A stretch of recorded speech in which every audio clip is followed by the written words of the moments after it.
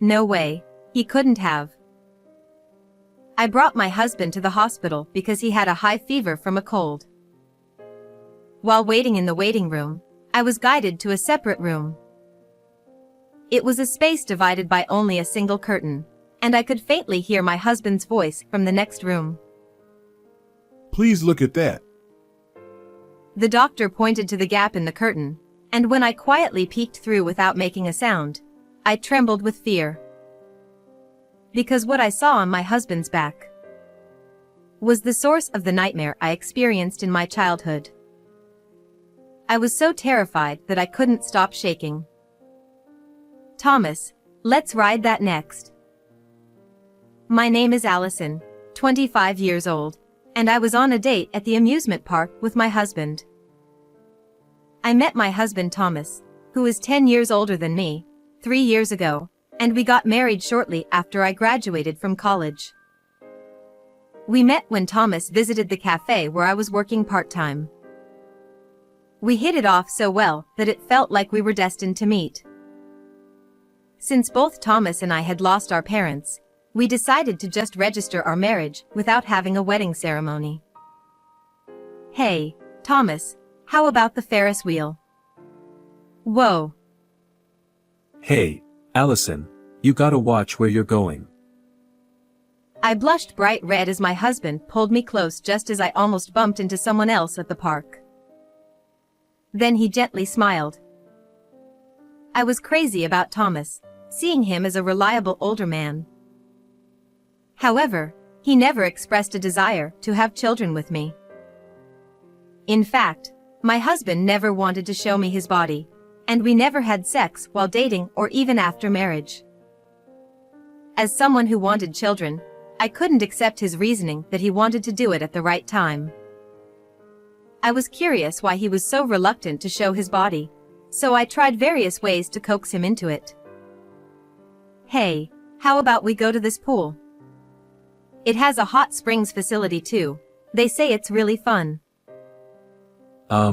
No. Sorry. I don't really want to go to places where I have to show my skin. Indeed, Thomas seemed to be uncomfortable with showing his body. Actually, I suffered severe burns on my body in a fire in the past, and I don't want people to see it. Seeing my worried expression, my husband seemed apologetic as he finally explained the reason for the first time. Upon hearing that, I felt embarrassed about my previous remarks. I see, I didn't know. I'm sorry. I was so thoughtless to keep asking. No, it's okay. You didn't know. He wore his usual gentle smile. Feeling reassured by his response, I stopped trying to push Thomas into uncomfortable situations from then on. However, there was another concern on my mind. Thomas, I'm thinking of taking on a part-time job to repay my university scholarship. What do you think? Huh, that's not a good idea. Why not? I tilted my head in confusion and Thomas covered his mouth with his hand, looking as if he had made a mistake, and fell silent. There was a pause for a while, and then he scratched his head, looking embarrassed. I don't want you to go out too much, Allison. Why not? Because you're pretty, Allison. I want to cherish you and keep you safe from others. At that moment, I chuckled it off, thinking it was endearing possessiveness. So I'll take care of paying off your scholarship instead. Oh no, you don't have to do that. It's okay. In exchange, I'll leave household chores to you. Thomas's kind words motivated me even more to take charge of the household chores. On one of those happy days, my husband suddenly developed a high fever. Wow, you're sweating so much. Thomas, let's change your clothes. I can do it by myself. Could you please leave the room for a bit? I don't mind the burns. However, the moment I tried to help him with his pajamas, I do mind. suddenly, in a tone of voice I had never heard from him before, I was forcefully kicked out of the room. I wonder why he really doesn't want me to see his burn scars that much. Now I'm even more curious.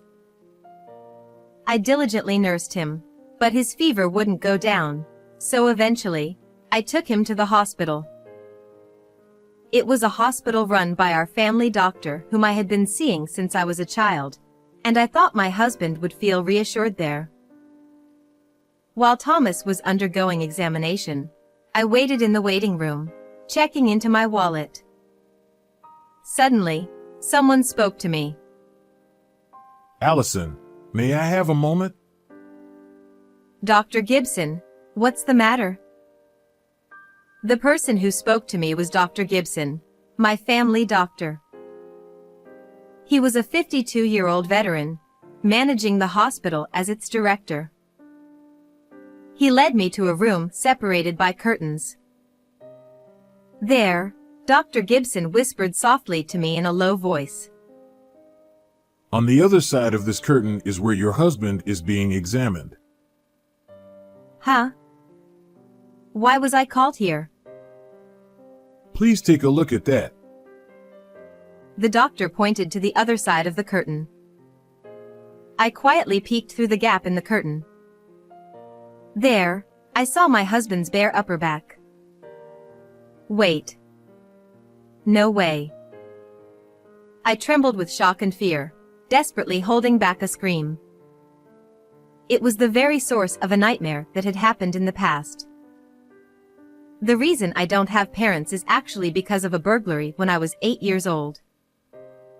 My parents, who were attacked by a burglar, told me to hide in the closet, and they bravely confronted them to protect me. Trembling with fear, I witnessed the whole event from the gap in the closet. I don't remember the burglar's face well, but after the fact, I saw his back as he undressed to change his clothes, which were covered in my parents' blood. That's a rose. His back was covered with a distinctive tattoo of a bright red rose. When I was in elementary school, I was taught the name of that flower when I saw it while visiting the cemetery with my parents. The image of that rose tattoo was seared into my memory, and I was traumatized that I was often troubled with nightmares. The shock of seeing that tattoo on my husband's back in the examination room was beyond words. I had heard about the burglary, but I never expected the burglar, as your husband, to come to our hospital. Dr. Gibson, surprised by the tattoo, quietly called me into the adjacent room like this. I was filled with disbelief and overwhelming emotions to find out the truth about the burglar who took my parents' lives in an unexpected way. This is why he doesn't want to show his body and doesn't want me to go out. Realizing the reason, I couldn't help but tremble in shock. You should run away right now. Being with that man puts your life in danger. Dr. Gibson warned me sternly.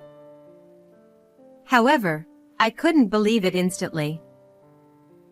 I wondered if the kind husband I knew could really be the same person as that vicious criminal.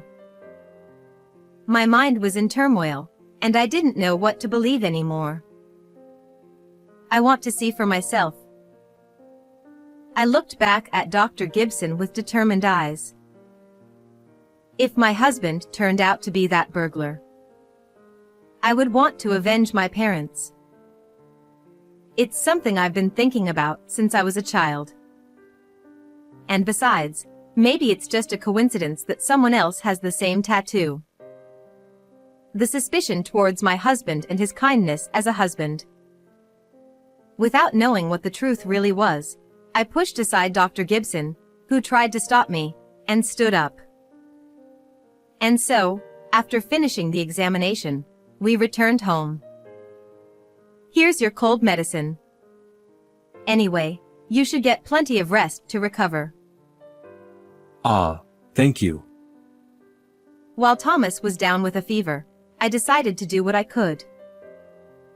First, I want to gather evidence about the incident, but how can I prove a case from 17 years ago? I decided to spread out the scrapbook I had created over the years, collecting newspaper and magazine articles from the time of the incident, to see if I could gather any clues. According to the scrapbook, there were 4 pieces of evidence found at the scene. A knife used in the crime, a t-shirt covered in my parents' blood, a towel believed to have been used to wipe off blood from the body, and my eyewitness testimony as a child about the man with the rose tattoo on his back. I stared at the scrapbook articles for a while, but I couldn't figure out how to prove the incident, and I groaned in frustration. Maybe I'll think about it while doing some chores. With that thought, I casually turned on the TV while running the washing machine, and something caught my eye. Wait a minute. Could it be? I resolved to uncover the truth myself and clenched my fist tightly. And 3 days later, having prepared everything, I decided to confront my husband. I deliberately showed my husband, who still had a fever, the scrapbook articles I had collected over the years. Thomas, you remember I talked about the incident where I lost my parents, right? There's something I want to ask you. I'm sorry. My head feels fuzzy from the fever. Could we talk about it another time? Thomas, whose temperature soared to 39 degrees, tried to evade the conversation with moistened eyes, but I couldn't let up now. I lifted the hem of Thomas's pajamas to forcefully look at his back. Hey, what are you doing? Stop it. As I expected, there was a rose tattoo. I knew it. There wasn't a single burn scar on his body, and it was all a lie. I hoped what I saw in the hospital examination room wasn't what I thought it was, but I had to accept the truth before my eyes. My husband looked away from me and clicked his tongue. Hey, tattoos, they all look kind of similar, right? That excuse won't work. I heard it from the tattoo artist who inked the rose on your back. The TV program I watched the day before was about popular tattoos among young people. In that program, the shop owner mentioned that he had photographed all the tattoos he had done in the past and kept records of them. I thought other tattoo artists must have kept their work as well, so I searched for a tattoo shop in my husband's hometown, and found only one tattoo shop website. On that website, there was a photo of a rose tattoo as a sample. The other day, I visited the tattoo shop without telling my husband, and I showed them a photo of his back that I secretly took from the room next to the examination room. And then there was the exact same picture in a scrapbook that the tattoo artist showed me. Thomas grimaced in frustration when he heard about it. Why did you decide to marry me? I read in a magazine that a victim's child saw the back of the burglar. He found out about me witnessing the event in the closet from a certain magazine article, and had been investigating me. I've been watching you since you were in elementary school. You didn't notice, did you? Upon learning that Thomas had been watching me for such a long time, I was shocked by the creepiness of it all. But as you grew up, you became the type of woman I like, so I wanted to make you my wife. Disgusting. If you had found out, I was planning to get rid of you. I trembled with an indescribable fear. You could have lived your whole life in peace without knowing anything, but you're a fool for ruining your own happiness. My husband, delirious with fever, mocked me. What peace? I don't need such fake happiness. I glared at him sharply, filled with anger. You knew about my university and workplace too. It was quite a challenge to find out on my own. and he said he had approached me at the cafe, pretending it was a fateful encounter, just to get close to me. Unforgivable. Realizing I had fallen completely into his trap, I shook my fists in frustration and anger. My husband looked down on me and smirked at me. So, what are you going to do about it? There's no evidence left from 17 years ago, right? Actually, yes, I've already taken steps to corner you. I had kept a firm piece of evidence to confront him with. Is that a towel? The towel I used to wipe the sweat from my forehead while nursing you. You scrubbed your face with it, didn't you? So what? Thomas looked puzzled, waiting for my answer. Fine, I'll tell you. Among the evidence you left at the scene, there was also a towel, remember? That towel was used to wipe off my parents' blood from the burglar's body. I'm sure you vigorously rubbed with the towel. What do you think happened then? Due to his high fever, my husband seemed unable to think clearly and looked dazed. If there are skin cells along with sweat left on that towel, we could use DNA testing to see if it matches. There's no way they can test something from so long ago, right? Well, nowadays they can. It was then that my husband, for the first time, showed signs of panic, saying, "Wait a minute, calm down." Besides, it happened 17 years ago and it must have run out of the statute of limitations, hasn't it? There's no statute of limitations for burglary. You should know that best, shouldn't you? As I calmly replied, my husband fell silent, looking deeply frustrated. And then, with moistened eyes blurred from fever, he knelt before me and gently took my hand. Please forgive me. I married you because I wanted to atone for my sins. I just wanted you to be happy. Isn't that different from what you said earlier? Shall we check that? I played back the voice recorder I had been using all along. From it, the recording of my husband's confession played. As you grew up, you became the type of woman I like, so I wanted to make you my wife. When did you? I forcefully shook off his hand. Don't touch me with your filthy hands. Your hands are still tainted with my parents' blood. Thomas, looking pale, trembled with his head down, and then suddenly started laughing, shaking shoulders. Ha ha. Ha ha ha.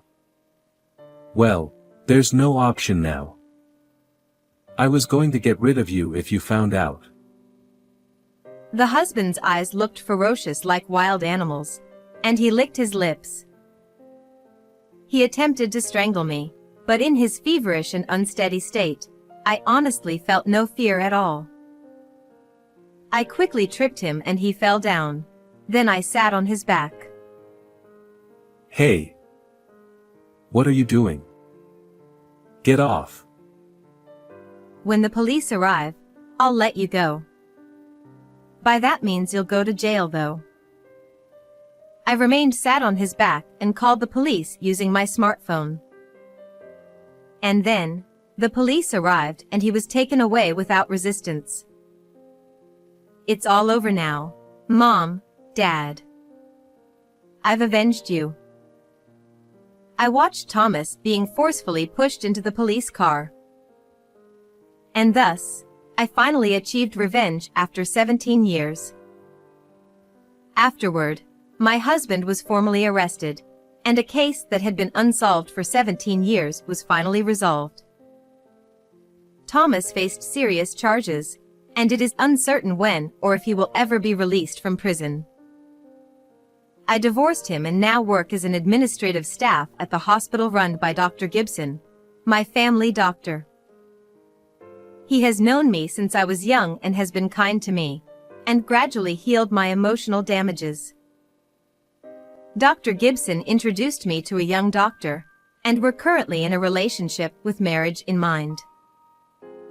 The real part of my life has only just begun. I will push aside any misfortune and live resiliently.